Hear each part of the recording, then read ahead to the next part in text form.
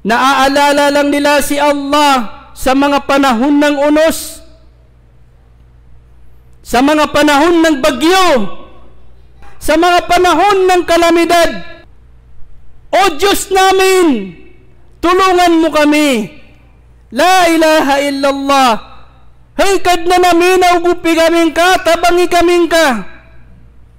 Naaalala lang si Allah sa mga panahon ng kagipitan. Pero sa mga panahon ng katiwasayan, hindi nila naaalala si Allah. Kung ganito ang pakikitungo natin sa ating Panginoon, mga kapatid, hindi nararapat sa atin ang tulong ni Allah. Kung ganito ang pakikitungo natin kay Allah, naaalalahalin lang natin siya sa mga panahon ng unos. Aalalahanin lang natin siya kapag may mga problema tayo. Pero kung wala tayong mga problema, ay nakakalimutan natin siya. Hindi nararapat sa atin ang tulong ni Allah. Hindi natin deserve ang tulong ni Allah subhanahu wa ta'ala. Magbalik loob tayo kay Allah subhanahu wa ta'ala. As-sala, ang pagdarasal ng 5 beses sa isang araw, atin itong isabuhay hanggang sa kamatayan. Ang sala ay hindi sa kung kailan lang natin gusto magsala. Ang sala ay hindi sa kung kailan lang sa mga oras ng kahirapan. Ang sala ay hindi sa kung kailan lang natin trip na magsala. Kung kailan lang tayo bakante sa oras.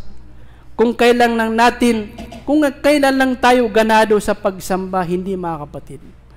Sa hirap at ginhawa, sa lahat ng pagkakataon, hanggat obligado pa sa atin ang mga pagsamba na ito, isabuhay po natin ito, mga kapatid sa Islam. Hindi ba tayo mahihiya na maaalala lang natin si Allah kapag may problema tayo? Di ba nakakahiya?